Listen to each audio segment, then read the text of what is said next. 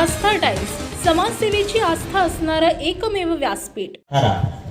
पंचायत समिती फलटण शिक्षण विभाग आणि सरस्वती शिक्षण संस्था संचलित progressive convent school and junior college Gunaware यांच्या संयुक्त विद्यमानानं आज या ठिकाणी आयोजित करण्यात आलेल्या 51व्या तालुकास्तरीय विज्ञान प्रदर्शनाच्या उद्घाटनाच्या निमित्तानं या ठिकाणी स्टेजवरती उपस्थित असणारे सामाजिक, शैक्षणिक, राजकीय, सांस्कृतिक, कृषी आणि इतर सर्व विषयातील सन्माननीय मान्यवर, माझ्यासमोर उपस्थित असणारे सर्व शिक्षक वर्ग आणि त्याच पद्धतीनं ज्यांना विज्ञानाची आस्था आहे आणि ज्यांना विज्ञानाविषयी प्रेम आहे, तंत्रज्ञानाचं आकलन करून घेण्याची ज्यांची इच्छाशक्ती आहे, असा सर्व विद्यार्थी वर्ग, मित्र आणि मैत्रिणी, अतिशय चांगल्या पद्धतीचं विज्ञान प्रदर्शन ग्रामीण भागामध्ये भरवल्याबद्दल मी तालुक्याच्या शिक्षण विभागाचे गट शिक्षणाधिकारी, माझे सहकारी सपकाळ सरांचं त्या ठिकाणी पहिल्यांदा अभिनंदन करतो.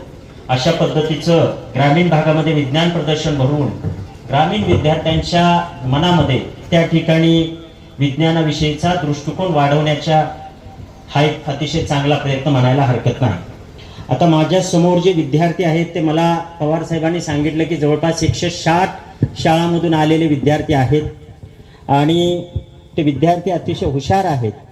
तर आता माझा एक साधा प्रश्न आहे या विद्यार्थ्यांना, मला उत्तर द्यायचं. चंद्रावरती जो पहिल्यांदा पाऊल ठेवणारा कोण? यस. किती जणांनी नील आर्मस्ट्रॉंग उत्तर आहे? किती जणांचं? Okay, very good. बऱ्यापैकी सगळ्यांचं उत्तर नील. आणि दुसऱ्यांदा पाऊल ठेवणारा कोण? ज्याला येते त्यानं हात वर करायचा. दुसऱ्यांदा पाऊल ठेवणारा कोण सांगा? पहिल्यांदा नील आर्मस्ट्रॉंगनं ठेवलं, दुसरंही त्यानं ठेवलं असं म्हणता तुम्ही. दुसरा व्यक्ती कोण सांगा बघू? कुणाला माहिती आहे? एडविन अल्ड्रिन कोणतरी म्हणलं इथं, मला ऐकू आलं. माझा कान तसा फार हे आहे, पण एडविन अल्ड्रिन आहे असं मला वाटत नाही. दुसरा कोण आहे सांगा? कुणाला येते सांगा? हुशार आहे. विद्यार्थ्यांना येत नसेल तर शिक्षक सांगू शकतात. शिक्षकांना येत नसेल तर पाठीमागे कोणी एखादा अभ्यास करणारा विद्यार्थी असेल तर त्या ठिकाणी तो सांगू शकतो. सांगता येईल का? तर दुसऱ्यांदा कुणाला येत नाही असं गृहीत धरू, त्याच्या उपरी कुणाला काही बोलायचं आहे का? सगळ्यांना समान संधी आपण दिलेली आहे. तर त्याचं नाव बज ऑल्ड्रिन. म्हणजे ज्या वेळेला ते चंद्रावरती गेले त्यावेळेला दोघ जण गेले होते, नील आर्मस्ट्रॉंग आणि दुसरा होता तो बज ऑल्ड्रिन. बज ऑल्ड्रिनला त्या ठिकाणी ठरलेल्या नियोजित ठरल्याप्रमाणे बज ऑल्ड्रिननी त्या ठिकाणी पहिल्यांदा चंद्रावरती उतरायचं होतं. परंतु पहिल्यांदा चंद्रावर उतरत असताना बज ऑल्ड्रिनला आत्मविश्वास किंचितचा कमी असावा. त्यानं ऐन वेळेला नकार दिल्यानंतर खालून मेसेज गेला वरती की आता नील आर्मस्ट्रॉंगने उतरायचं आहे. आणि नील आर्मस्ट्रॉंग उतरला. नील आर्मस्ट्रॉंगने उतरताना कसलाही विचार केला नाही या ठिकाणी चंद्र आहे, मी पाऊल ठेवला की पाताळात जाईल, वर राहील, काही त्याने विचार केला नाही. त्यानं स्ट्रॉंगली त्या ठिकाणी पाऊल पहिलं ठेवलं आणि इतिहासामध्ये नील आर्मस्ट्रॉंगचं नाव अजरामर झालं. ते अजरामर का झालं? योग्य वेळी योग्य घेतलेला निर्णय, त्यासाठी असणारं धाडस, तो निर्णय अंमलात आणण्यासाठी आवश्यक असणारी इच्छाशक्ती, या तिन्ही गुणांचा संगम त्याच्या ठाई होता. आणि त्यामुळं नील आर्मस्ट्रॉंग हा चिरकाल स्मरणात राहिला आणि भविष्यामध्ये जितक्याही मानवजातीच्या पिढ्या येतील त्या पिढ्यापर्यंत तो त्या ठिकाणी स्मरणात राहील.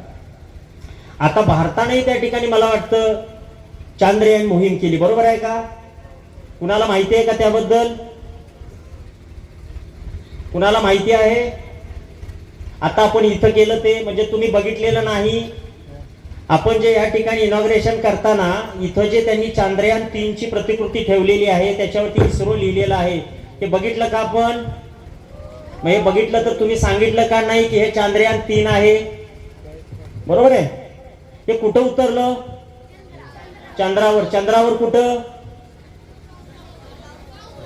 चंद्राच्या दक्षिण ध्रुवावरती उतरलं. चंद्रावरच्या दक्षिण ध्रुवावर उतरणारा भारत हा कितव्या क्रमांकाचा देश आहे?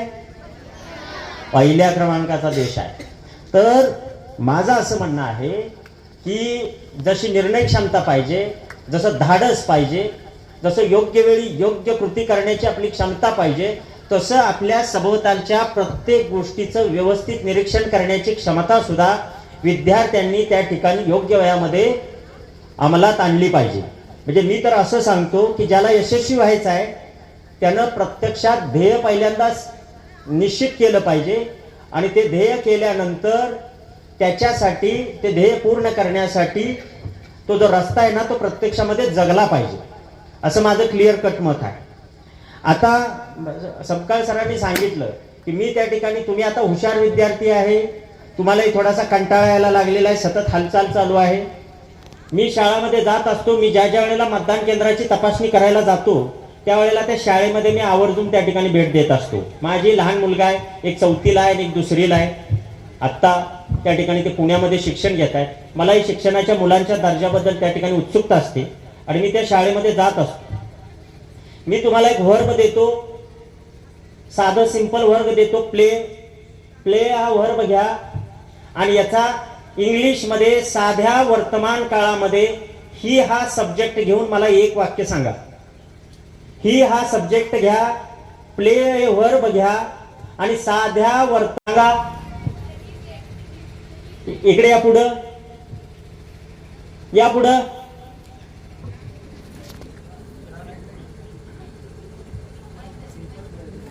सिंपल प्रेझेंट टेन्स म्हटलं ते simple present tense, simple present tense साधा वर्तमान काळ म्हणजे simple present tense.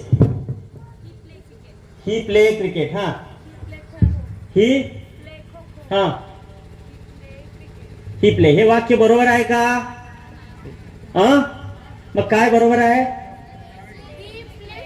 Yes, this is correct answer. He plays football. Play येत नाही, ही ज्या वेळेला सब्जेक्ट हा ही शी इट असतो आणि सिंग्युलर असतो नाउन, त्यावेळेला प्लेला यस लागतं, वर्बला यस लागतं.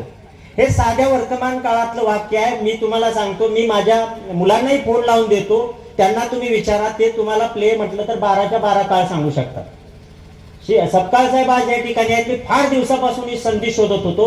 सपकाळ साहेब खरोखर आहे की नाही, तुम्ही तुमच्या टीमने त्या ठिकाणी प्रचंड काम फलटण तालुक्यावर करण्याची गरज आहे आणि मुलांना त्या ठिकाणी चांगल्या दर्जाचं शिक्षण मिळते का नाही, हे मिळालेलं शिक्षण योग्य पद्धतीनं त्यांच्यापर्यंत पोहोचते का नाही, याच्या सातत्याने याच्यासाठी काहीतरी इनोव्हेटिव्ह तुम्ही करा. मी ग्रामीण, हे बिचारे हुशार विद्यार्थी आहेत. विज्ञान प्रदर्शनाच्या निमित्ताने या ठिकाणी येणारा विद्यार्थी जो आहे तो तसा त्या शाळेमधला टॉपरच्या दरम्यान असतो, कारण आम्ही कधी गेलो नाही. टॉपरच्या दरम्यानचा विद्यार्थी असतो आणि हा जो विद्यार्थी असतो, हा विद्यार्थी जर इंग्रजी बोलत असताना त्याचं इतकं कन्फ्युजन असेल तर प्रत्यक्षामध्ये ग्रामीण भागामध्ये ज्या वेळेला तुम्ही जाता त्यावेळेला काय सिच्युएशन असेल ते बघा. आणि ही सिच्युएशन जर या मुलांची 10वी 11वी 12वी पर्यंत जर का सुधारली नाही तर ही मुलं पुन्हा 12वी नंतर जी प्रचंड स्पर्धा त्या ठिकाणी येते आणि ज्याच्यामध्ये सगळं टॅलेंट एका ठिकाणी येतो आणि एका ठिकाणी येऊन ती परीक्षा देतात, त्या परीक्षेच्या वेळेला टिकू शकतील का, या सगळ्यांचा विचार त्या ठिकाणी शिक्षणाची प्रणाली डेव्हलप करताना आणि शाळामध्ये शिक्षण देताना झाला पाहिजे, असं माझं त्या ठिकाणी प्रामाणिकपणानं मत आहे. आमच्या नवीन बातम्या पाहण्यासाठी आजच आमच्या आस्था टाइम्स